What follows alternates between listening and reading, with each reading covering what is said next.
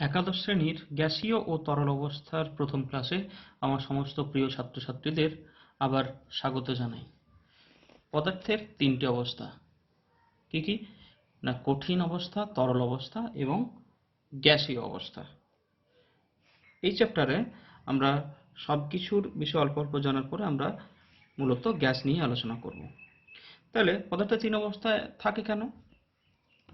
তিন অবস্থা থাকার দুটি কারণ আছে। এইটা দুটা বল কাজ করে।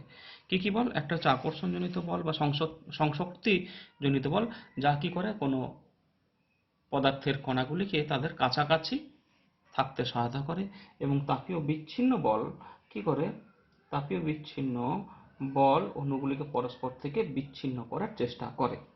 ঠিক আছে, তাহলে সংশক্তি বলটা কাছাকাছি আনার চেষ্টা করবে, কাছাকাছি রাখার চেষ্টা করবে, এবং বিচ্ছিন্নকরণ বলটা পরস্পর থেকে বিচ্ছিন্ন করার চেষ্টা করবে। কঠিন পদার্থ কি না যাদের ক্ষেত্রে এই যে আকর্ষণজনিত বলটা অনেক বেশি, বিচ্ছিন্নকরণ বল অপেক্ষা তাদেরকে কঠিন পদার্থ বলা হবে। তাহলে কি কঠিন পদার্থের ক্ষেত্রে সংশক্তি বলের মান, এই যে সংশক্তি বলের মান ইজ গ্রেটার দেন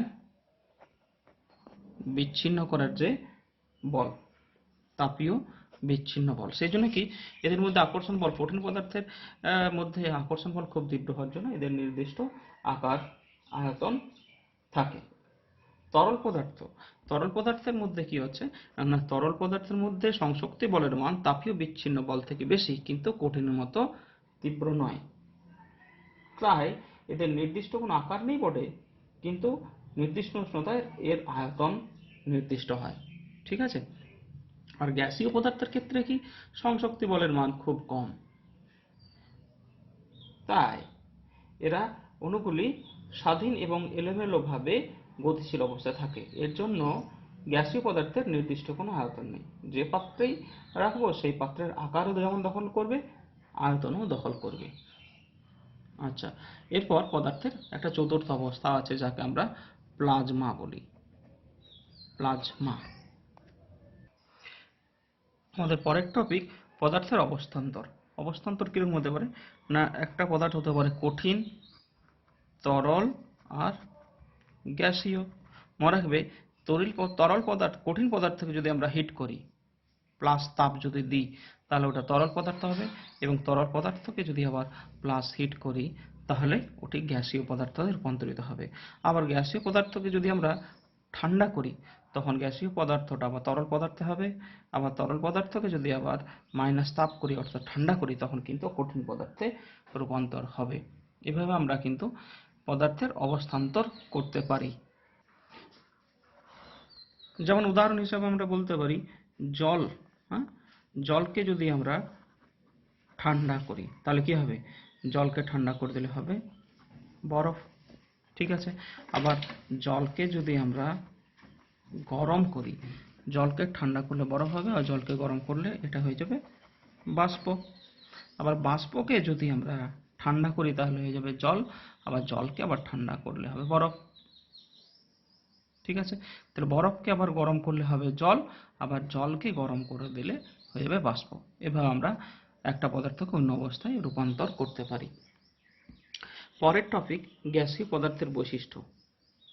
অনেকগুলো বৈশিষ্ট্য আছে, এগুলো আমরা অল্প অল্প আলোচনা করব। যেমন গ্যাসের অণুগুলির গতি।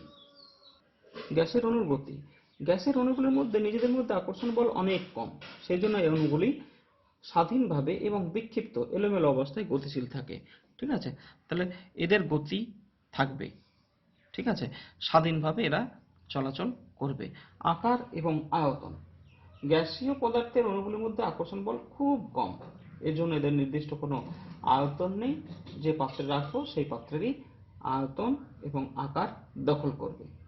সংকোচনশীলতা, সংকোচনশীলতাতে আমরা যদি বলি, মনে করি আমরা এখানে একটা পাত্র নিয়েছি, পাত্রতে এখানে একটা পিস্টন যদি রাখা থাকে, এটা গ্যাস জার, এখানে যদি পিস্টন রাখা থাকে, এখানে যদি আমরা ওকে চাপ প্রয়োগ করি, চাপ প্রয়োগ করলে কি হবে? এটা যদি প্রথম আয়তন V1 থাকে, আয়তনটা চাপ প্রয়োগ করলে এটা হয়ে যাবে V2। ঠিক আছে। তার মানে চাপ যদি বাড়ায় তাহলে আয়তনটা কমে যাবে। ঠিক আছে, আবার পিস্টনটিকে যদি আমরা উপর দিকে তুলে নিই, কমিয়ে নিই, তাহলে আয়তন কিন্তু আবার বেড়ে যাবে। ঠিক আছে, সুতরাং আমরা যেমন সংকোচনশীলতা হয় তেমনি প্রসারণশীলতা এখান থেকে বুঝতে পারলাম। গ্যাসের অণুগুলোর মধ্যে একটা নির্দিষ্ট পাত্রে গ্যাস রাখলে তার উপর যদি আমরা চাপ বাড়িয়ে দিই, আয়তন কমে যাবে, এবং চাপ কমিয়ে দিলে আয়তন বাড়বে, এবং চাপ বাড়ালে আয়তন কমে যাবে। ঘনত্ব, গ্যাসীয় পদার্থের অণুগুলির মধ্যে দূরত্ব খুব বেশি হয়, একক আয়তনে এদের অণুর সংখ্যা খুব কম হয়, ফলে এদের একক আয়তনের ভর অর্থাৎ ঘনত্বও অনেক কম হয়। উষ্ণতা, আবার পরের পয়েন্ট উষ্ণতা। উষ্ণতা বৃদ্ধি পেলে অণুগুলির শক্তি বৃদ্ধি পায়। ঠিক আছে, কি বললাম? উষ্ণতা বৃদ্ধি পেলে উষ্ণতা যদি বৃদ্ধি পায় তাহলে শক্তি বৃদ্ধি পাবে। এখানে কি কি শক্তি বৃদ্ধি পাবে? এখানে শক্তি হতে পারে কম্পনজনিত শক্তি, ঘূর্ণনজনিত শক্তি, ইত্যাদি ইত্যাদি। আর গ্যাসের চাপটা কি জিনিস না, ধরো একটা গ্যাস জার আছে, এখানে গ্যাসের অণুগুলি চারদিকে ইতস্ততভাবে চারদিকে ছুটোছুটি করছে। এখন এই যে পাত্রের উপরে যে চাপ ধাক্কা মারছে সেটাই কিন্তু গ্যাসের চাপ। ঠিক আছে, একটা নির্দিষ্ট আয়তনের পাত্রে রাখা গ্যাসের অণুগুলি ওর দেওয়ালের চারদিকে যে ধাক্কা মারে তার জন্যই কিন্তু, বা বল প্রয়োগ করে তার জন্য কিন্তু চাপ হয়। মনে রাখতে হবে, গ্যাস দ্বারা প্রযুক্ত চাপ পাত্রের উপর নিচে পাশে সব দিকেই সমান, অর্থাৎ এদিকে যে চাপ হবে এদিকে এবং এই দিক বরাবর সমস্ত চাপের মানে কিন্তু সমান হবে। ব্যাপন, ব্যাপন হচ্ছে যে দুই বা তার বেশি গ্যাসকে যদি আমরা পরস্পরের কাছে রাখি তাহলে কি হবে, গ্যাসের অণুগুলি পরস্পরের সাথে মিশে যাবে। এই যে বিনা বাধায় একটা পদার্থের অন্য পদার্থের সাথে মিশে যাওয়ার যে ঘটনা, একে আমরা বলছি ব্যাপন। যেমন যদি আমরা এখানে একটা গ্যাস জার রেখেছি, যার এইখানটাতে হাইড্রোজেন গ্যাস, আর এখানে যদি আমরা নাইট্রোজেন গ্যাস রাখি, এবং এখানে যদি আমরা একটা ছিদ্র করে দিই, তাহলে কিছুক্ষণ পর কি দেখবো, যে এইখানেও হাইড্রোজেন এবং নাইট্রোজেন গ্যাস থাকবে, এই জায়গাতেও কিন্তু হাইড্রোজেন এবং নাইট্রোজেন গ্যাস থাকবে। তাহলে বিনা বাধায় পরস্পরের সাথে মিশে যাচ্ছে, এই ঘটনাটি হলো ব্যাপন। গ্যাসের পরিমাপযোগ্য বিষয়সমূহ, কি কি বিষয় আমরা গ্যাসে পরিমাপ করতে পারি? পরিমাপ করতে পারি ভর, ঘনত্ব, আয়তন, চাপ। তাছাড়া পরিমাপ করতে পারি তাপমাত্রা, তাপগ্রাহিতা, বাষ্প ঘনত্ব, ব্যাপন। এই সমস্ত বিষয়গুলি আমরা পরিমাপ করতে পারি। এরপরের টপিক, আমাদের পরের টপিক গ্যাসের গ্রাম অণুর সংখ্যা নির্ণয়, অর্থাৎ কতগুলো মোল থাকবে। যদি একটি আবদ্ধ পাত্রে রাখা গ্যাসের আণবিক ভর m এবং গ্যাসটির মোট ভর m হয়, ছোট m, তবে পাত্রে রাখা গ্যাসের গ্রাম অণুর সংখ্যা n = ছোট m বাই বড় m। এখানে mটা কিন্তু আণবিক ভর। ঠিক আছে, যদি একটা নির্দিষ্ট আয়তনের পাত্রে যদি মনে করা যায় যে 0.5 গ্রাম গ্যাস রেখেছি, এবং তার ওই যে গ্যাস, তার আণবিক ওজন অর্থাৎ বড় m সমান যদি 2 হয়, তাহলে n সমান কি বটে, n সমান হচ্ছে ছোট m বাই বড় m সমান 0.5/2। ঠিক আছে, এভাবে এইখান থেকেই আমরা n এর ভ্যালুটা ডিটারমাইন করতে পারবো। গ্যাস সম্পর্কিত সূত্রাবলী, এই সমস্ত সূত্রগুলো তোমরা ক্লাস 10 সিলেবাসে আগেও পড়েছো, একই রকম পড়বে। প্রথম সূত্র হচ্ছে বয়েলের সূত্র। নির্দিষ্ট উষ্ণতায় নির্দিষ্ট ভরের গ্যাসের আয়তন প্রযুক্ত চাপের সঙ্গে ব্যস্তানুপাতে পরিবর্তিত হয়। অর্থাৎ কি না, চাপ যদি বাড়ে আয়তন কমবে, আয়তন কমলে চাপ বাড়বে। আচ্ছা, এর আমরা গাণিতিক রূপটা একটু দেখব। হ্যাঁ, যদি আমরা চাপ যদি বলি P, আয়তন যদি বলি আমরা V, তাহলে ধরা যাক T°C উষ্ণতায় কোনো গ্যাসের m ভরের ক্ষেত্রে আমরা আলোচনা করব। তাহলে বয়েলের সূত্র অনুসারে কি দেখলাম আমরা, চাপ আয়তনের ব্যস্তানুপাতিক। তাহলে আমরা লিখব V varies 1/P। আর আমরা যখন এখানে আমরা জানি ভর এবং কি ধ্রুবক আছে, গ্যাসের ভর এবং উষ্ণতা ধ্রুবক। এবারে ভি সমান আমরা লিখব ভি সমান, এখানে যদি আমরা একটা ধ্রুবক দিই K1/P, অর লিখতে পারি পিভি সমান K1। সূত্রটাকে যদি আমরা আরেকটু এগিয়ে নিয়ে যাই, যেমন যদি আমরা ধরি যখন চাপ P1 আয়তন V1, তখন আমাদের সমীকরণটা কি হবে? P1 V1 সমান K ধরতে পারি। আবার আমরা ধরতে পারি যখন চাপ P2 আয়তন V2, হ্যাঁ, তখন কি ধরতে পারবো, কি হবে না P2 V2 সমান K। আবার এরকম ধরতে পারি একই রকম ভাবে P3 V3 সমান K। ঠিক আছে, অতএব এগুলো সবগুলোই যদি যখন কি হচ্ছে, তখন আমরা কি লিখতে পারবো? P1 V1 সমান P2 V2 সমান P3 V3। এটা হলো আমাদের বয়েলের সূত্রের গাণিতিক রূপ। এরপরের টপিক গ্যাসের চাপ এবং ঘনত্বের মধ্যে সম্পর্ক। মনে করি নির্দিষ্ট উষ্ণতায় ভর হচ্ছে m। প্রাথমিক চাপ যদি আমরা বলি P1 এবং প্রাথমিক আয়তন যদি বলি আমরা V1 এবং ঘনত্ব যদি আমরা D1 বলি, আর অন্তিম চাপ যদি বলি P2, অন্তিম আয়তন যদি বলি V2, তাহলে তখন ঘনত্ব কত হবে? ঘনত্ব হবে D2। এখন আমরা একটা ফর্মুলা জানি, ফর্মুলা কি বলে? M সমান D ইন্টু V। তাহলে আমরা কি লিখবো? V1 V সমান আমরা কি লিখতে পারি? V সমান M/D। তাহলে এখান থেকে আমরা লিখব V1 সমান M/D1 আর V2 সমান M/D2। এখন বয়েলের সূত্র অনুসারে আমরা কি দেখেছি? P1 V1 সমান P2 V2। অর্থাৎ P1 এর বদলে আমরা P1 রাখলাম, ইন্টু V1 এর বদলে আমরা কি লিখব? V1 এর বদলে লিখব M/D1 সমান P2 ইন্টু M/D2। তাহলে এখন আমরা ক্যান্সেল করব কি? m গুলো ক্যান্সেল করে দিলে আমরা পেয়ে যাব কি?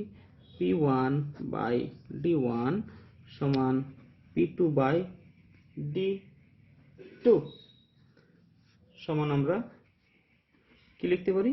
P2 সমান আমরা K লিখতে পারি। ঠিক আছে, তাহলে অর্থাৎ P ভ্যারিজেস D। ঠিক আছে, এখান থেকে আমরা লিখতে পারি সুতরাং চাপ ঘনত্বের সাথে কিভাবে পরিবর্তন হচ্ছে না সমানুপাতে পরিবর্তিত হচ্ছে। আমাদের পরের আলোচনার বিষয় চার্লসের সূত্র। চার্লস সূত্র হচ্ছে স্থির চাপে কোনো নির্দিষ্ট ভরের গ্যাসের উষ্ণতা প্রতি ডিগ্রি সেন্টিগ্রেড বৃদ্ধি বা হ্রাস করলে 0 ডিগ্রি সেন্টিগ্রেড তাপমাত্রা ওই গ্যাসের যে আয়তন তার 1/2 অংশ যথাক্রমে বৃদ্ধি বা হ্রাস পাবে। মনে রাখবে, এখানে যদি আগে বৃদ্ধি বা হ্রাস বলো, তবে এখানেও কিন্তু বৃদ্ধি বা হ্রাস বলতে হবে। এখানে বৃদ্ধি বা হ্রাস বললে এখানে হ্রাস বা বৃদ্ধি এরকম না। মনে রাখবে, টেম্পারেচার বাড়ালে আয়তন বাড়বে, এটা মনে রাখলে হবে। এবং টেম্পারেচার যদি কমিয়ে দিই তাহলে কি হবে? আয়তন কমে যাবে।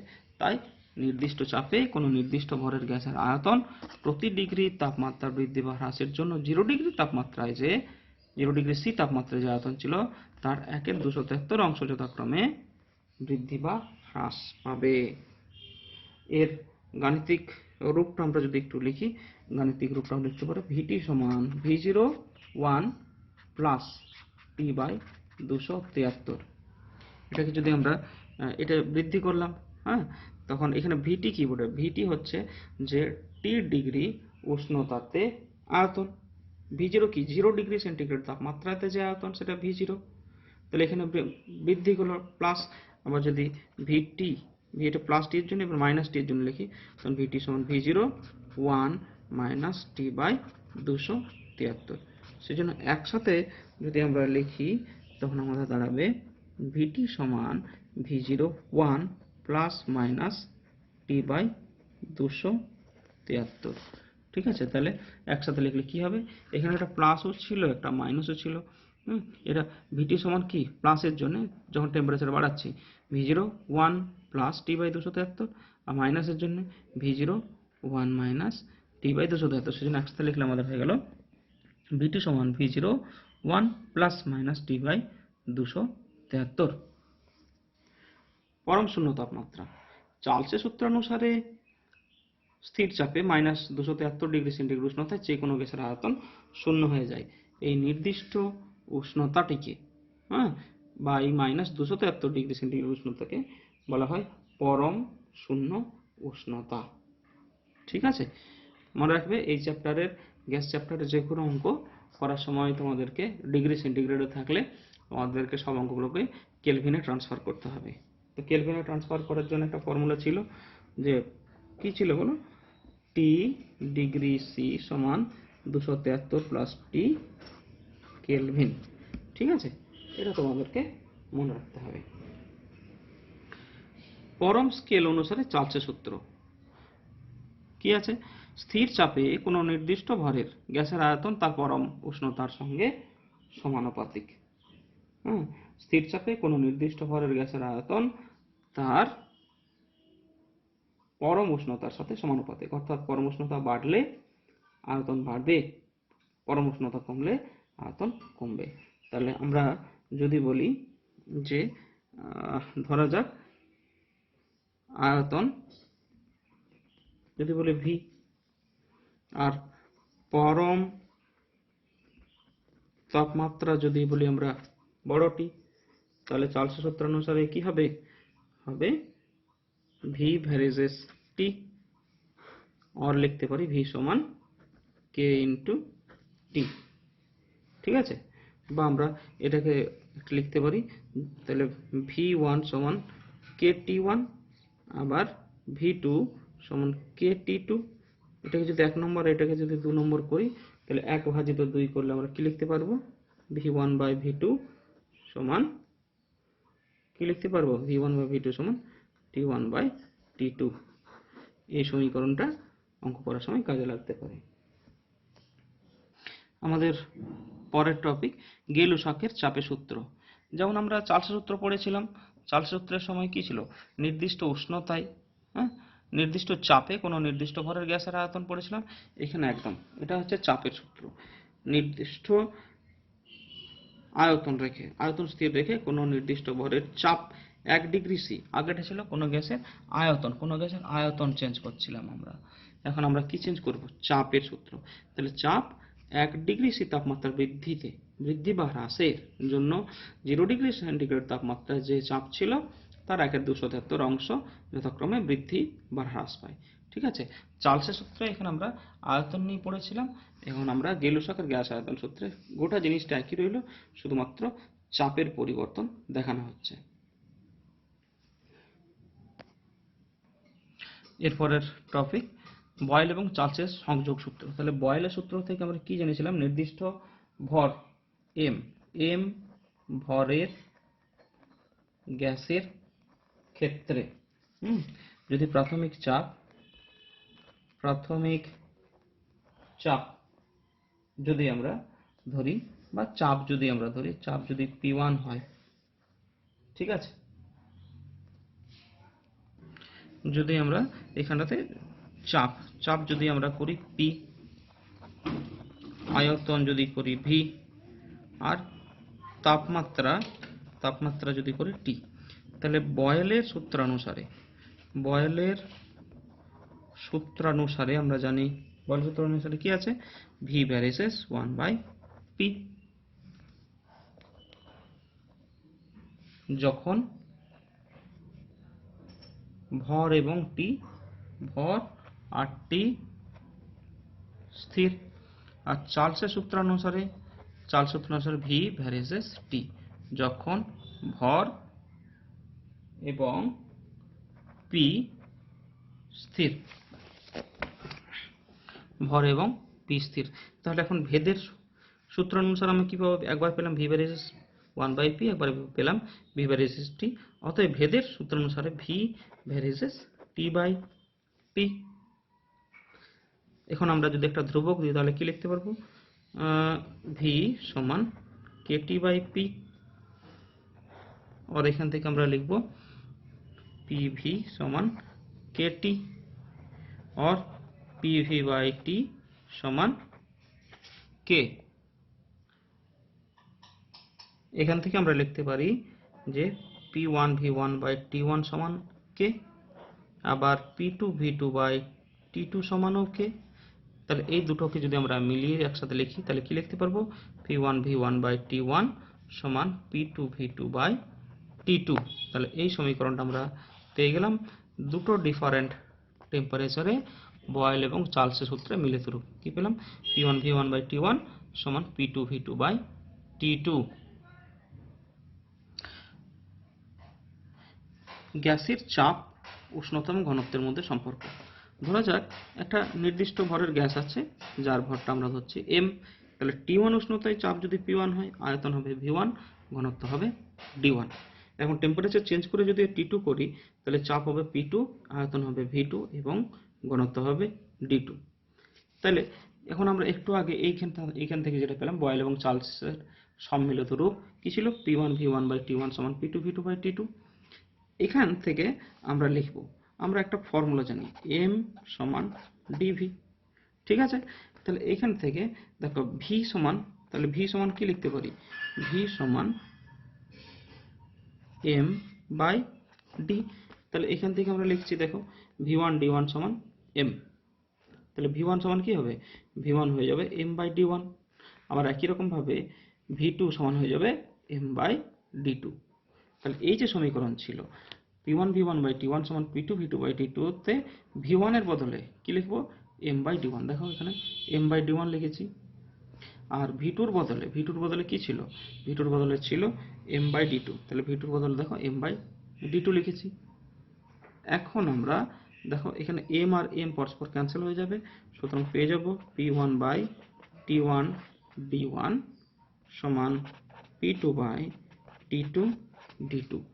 এই যে সমীকরণ পেলাম এটি হলো গ্যাসের চাপ, উষ্ণতা এবং ঘনত্বের মধ্যে সম্পর্ক। তাহলে সমীকরণটা কি পেলাম, গ্যাসের চাপ, উষ্ণতা এবং ঘনত্বের মধ্যে সম্পর্ক হয়ে গেল P one by T one D one সমান P two by T two D two. এরপর আমরা পড়ছি এন মল আদর্শ গ্যাসের অবস্থার সমীকরণ। আদর্শ গ্যাস, ঠিক আছে, আদর্শ গ্যাস সমীকরণ প্রতিষ্ঠা করব। তাহলে বয়েল সূত্রতে কি পেলাম, V varies as one by P যখন ভর এবং উষ্ণতা স্থির। চার্লস থেকে পেলাম ভি ভ্যারিজেস টি যখন ভর এবং চাপ স্থির। আর অ্যাভোগাড্রো সূত্র থেকে পাবো আমরা ভি ভ্যারিজেস এন যখন পি এবং টি স্থির।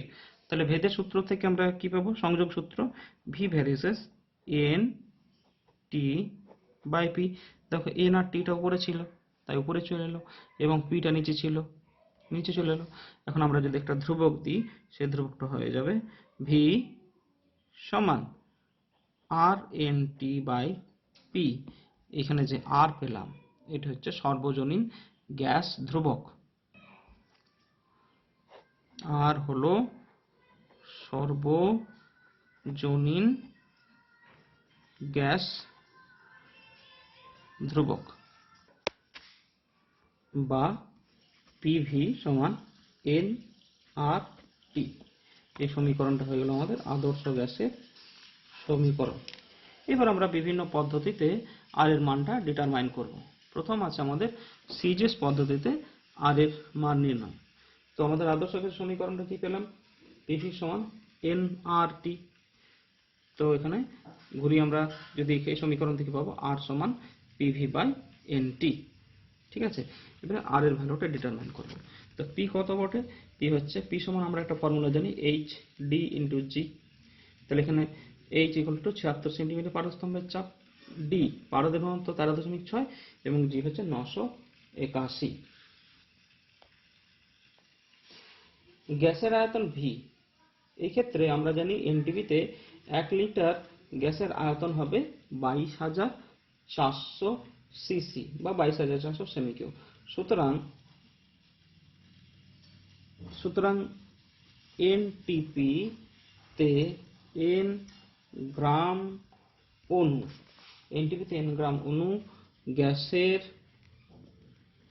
আয়তন হবে n ইন্টু 22,400 সেমি কিউব। তাহলে আমরা এখন পুট করব R equals to 76 into 13.6 into 981। এটা পি এর জন্য আমরা পুট করলাম। পি এখানে দেখতে পাচ্ছ পি, ভি এর বদলে কি লিখবো, n ইন্টু 22,400, ঠিক আছে, সেমি কিউব। আর আমরা এইখানটাতে লিখবো n এর বদলে n ইন্টু টি এর বদলে লিখবো 273.16 কেলভিন। এখানে এই যে একক, এর এককটা আমরা একটু উপরে লিখিয়ে দিচ্ছি, ডাইন পার সেন্টিমিটার স্কোয়ার, আর এটা হলো সেমি কিউব। তাহলে এটা যখন আমরা ক্যালকুলেট করব তখন আমরা পেয়ে যাব 8.314 into 10⁻7 erg mole inverse kelvin inverse. তাহলে সিজিএস পদ্ধতিতে আমরা পেয়ে গেলাম আর এর মান 8.314 into 10⁻7 erg mole inverse kelvin inverse. তোমাদের এটা ডিটারমিনেশন পরীক্ষাতে আসবে না, কিন্তু তোমাদের ভ্যালুটা মনে রাখতে হবে যে সিজিএস পদ্ধতির আর এর ভ্যালু কত, 8.314 into 10⁻7 erg mole inverse kelvin inverse. পরে এসআই পদ্ধতিতে আর এর মান ডিটারমিনেশন। এসআই পদ্ধতিতে আমরা একই রকম ভাবে করব। পি এর ভ্যালু তোমরা মনে রাখবে 1.01396 ইন্টু 10⁵ নিউটন মিটার ইনভার্স 2। এটা হয়ে গেল তোমার পি এর মান। এনটিপিতে n অণু গ্যাসের আয়তন আমরা কি লিখতে পারি, ভি সমান n into 22,400 into 10⁻6 metre cube সমান লিখতে পারি n into 22.4 into 10⁻³ metre cube. T এর ভ্যালুটা হচ্ছে 273.16 কেলভিন, ঠিক আছে। এখন আমরা আর কি ফর্মুলা পেয়েছিলাম, পিভি সমান এনআরটি সমান পিভি, আর সমান পিভি বাই এনটি। এখন আমরা সমান পি এর ভ্যালুটা আমরা বসাচ্ছি। পি এর ভ্যালুটা হচ্ছে 1.01396 into 10⁵ newton metre inverse 2 into n, n রাখলাম, ঠিক আছে। এরপর into 22.4 newton metre mole inverse kelvin inverse, ঠিক আছে। তাহলে এখান থেকে আমরা করব ইন্টু 10⁻³ ইন্টু 10⁻³ দিয়েছে এখানে, ইন্টু 10⁻³ অল ডিভাইডেড বাই কি দেব, n মোল ইন্টু 273.16। এটা ক্যালকুলেট করলে আমরা পেয়ে যাব 8.314 joule mole inverse kelvin inverse. সুতরাং আর এর ভ্যালু ইন এসআই ইউনিট আমরা পেয়ে গেলাম 8.314 joule mole inverse kelvin inverse. আমাদের এরপরে করতে হবে লিটার অ্যাটমসফিয়ার এককে আর এর মান। তো একই ফর্মুলা, পিভি সমান এনআরটি সমান পিভি আর সমান লিখতে পারি পিভি বাই এনটি। এখানে আমরা পি এর ভ্যালুটা 1 অ্যাটমসফিয়ার বসাবো, ভি এর ভ্যালুটা বসাবো এন ইন্টু 22.4 লিটার হয়ে গেল পিভি বাই এনটি। এন হয়ে গেল এন মোল ইন্টু 273.16 কেলভিন। এটাকে আমরা যদি ক্যালকুলেট করি পেয়ে যাব 0.082 litre atmosphere mole inverse kelvin inverse. সুতরাং আর এর ভ্যালু আমরা পেয়ে গেলাম ইন লিটার অ্যাটমসফিয়ার ইউনিট পেলাম 0.082 litre atmosphere mole inverse kelvin inverse, আর equals to 0.082 litre atmosphere mole inverse kelvin inverse. Calorie এককে আর এর মান, ক্যালোরি এককে আর এর মান আমরা করব। এখানে জানতে হবে যে আমরা জানি we know 1 calorie equals to 4.184 into 10 to the power 7 arg। ঠিক আছে,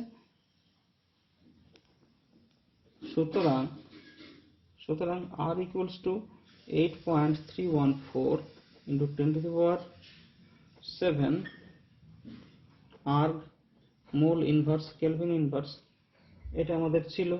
সুতরাং এখান থেকে পেয়ে যাচ্ছি 8.314 into 10 to the power 7 divided by 4.184 into 10 to the power 7 সমান 1.987 calorie mole inverse kelvin inverse. বোল্টজম্যানের ধ্রুবক, সর্বজনীন গ্যাস ধ্রুবক আর এবং অ্যাভোগাড্রো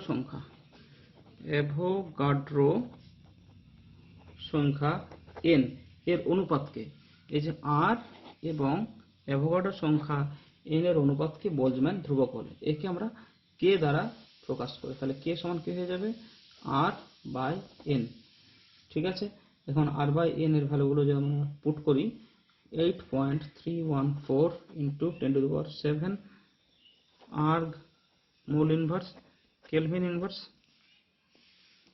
divided by n এর ভ্যালুটা আমরা লিখব, n এর ভ্যালু হচ্ছে 6.022 into 10 to the power 23 into 10 to the power 23।